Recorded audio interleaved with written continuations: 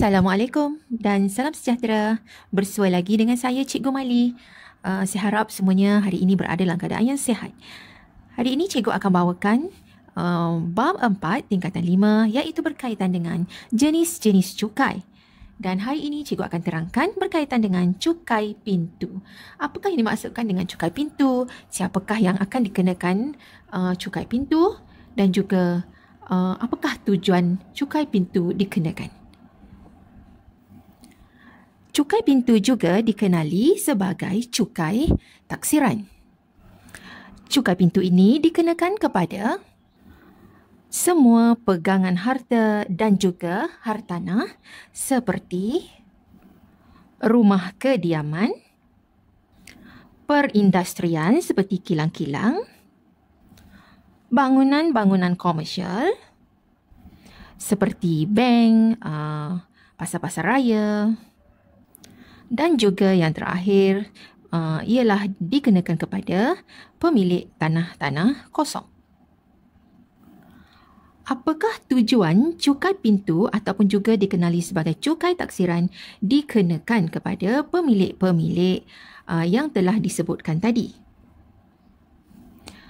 Cukai pintu bertujuan untuk membiayai kos penyelenggaraan bandar seperti mengangkut sampah-sampah, membersihkan longkang-longkang, memotong rumput dan lain-lain lagi. Okey, seterusnya, siapakah pihak yang berkuasa untuk mengutip cukai pintu ataupun cukai taksiran ini? Okey, kalau sebelum ini kita belajar kalau cukai pendapatan dikutip oleh Lembaga Hasil Dalam Negeri, kemudian cukai jalan dikutip oleh JPJ ataupun Jabatan Pengangkutan Jalan. Yang ini pihak yang berkuasa mengutip cukai pintu pula ialah Majlis Perbandaran ataupun Majlis Daerah.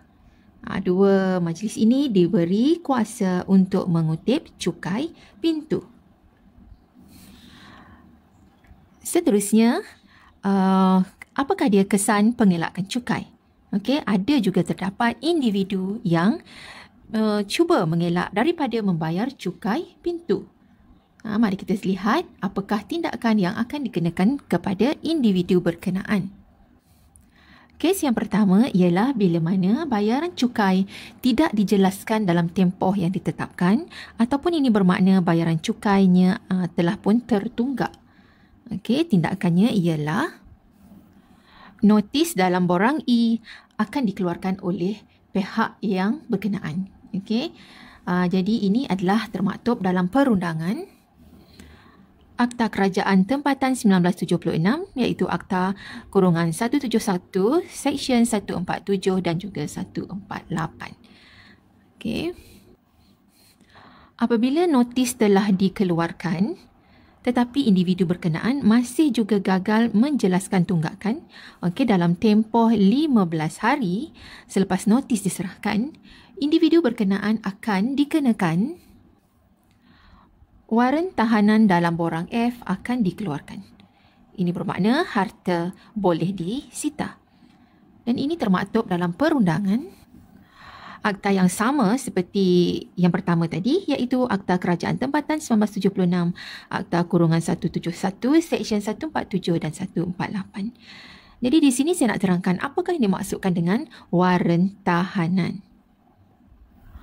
Waran tahanan sebenarnya adalah merupakan surat kuasa. Yang mana surat kuasa berkenaan membolehkan pihak berkuasa tempatan menyita barang-barang yang ada di dalam bangunan berkenaan melalui pendaftar Mahkamah Tinggi mengikut Seksyen 151.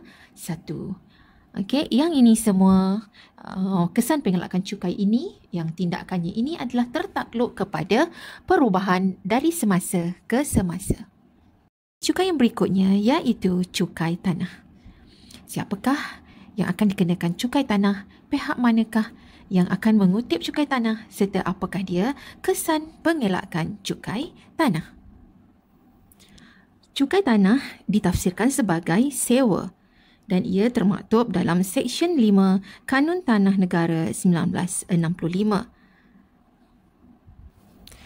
Cukai tanah ini dikenakan kepada pemilik tanah, iaitu tanah pertanian, pemilik tanah perusahaan dan juga dikenakan kepada pemilik tanah bangunan. Jadi semua pemilik tanah berikut akan dikenakan cukai tanah. Pihak yang diberi kuasa untuk mengutip cukai tanah ialah pihak berkuasa negeri, iaitu pejabat tanah dan galian. Cukai petak akan dikenakan kepada hak milik strata, iaitu mereka yang tinggal di kondominium dan juga pangsapuri contohnya. Ini adalah bagi menggantikan cukai tanah. Jadi mereka tidak membayar cukai tanah, sebaliknya mereka membayar cukai petak. Okey, seterusnya kita lihat pula apakah tindakan yang dikenakan kepada individu yang cuba untuk mengelak dari membayar cukai tanah ataupun cukai petak. Yang pertama, sekiranya bayaran cukai tidak dijelaskan dalam tempoh yang ditetapkan, apakah tindakan yang akan dikenakan kepada mereka? Tindakannya ialah satu, notis tuntutan dalam borang 6A akan dikeluarkan kepada pihak yang telah engkar daripada membayar cukai berkenaan. Ini adalah termaktub dalam Kanun Tanah Negara 1965 dalam Seksyen 97. Okey, seterusnya kita lihat kesan pengelakan cukai yang kedua. Pemilik masih lagi gagal menjelaskan jumlah yang dituntut dalam tempoh yang dinyatakan dalam notis tuntutan. Ini maksudnya selepas notis dikeluarkan, notis dikeluarkan, tetapi pemilik masih gagal menjelaskannya. Dalam notis tersebut ada dinyatakan tempoh, tetapi sekiranya pemilik masih gagal, apakah tindakan yang dikenakan kepada pemilik? Kesannya ialah tanah boleh dirampas ataupun dilucutkan haknya. Okey, tindakan ini termaktub dalam Kanun Tanah Negara 1965 dalam Seksyen 100. Tindakan yang dikenakan ini adalah tertakluk kepada perubahan daripada semasa ke semasa. Okey, pelajar sekalian, cikgu dah pun tadi menerangkan berkaitan dengan cukai pintu. Apakah dia tujuan cukai pintu tadi?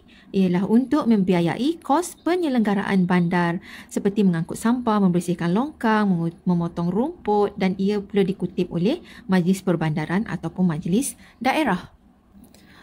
Manakala cukai tanah pula adalah ditafsirkan sebagai sewa.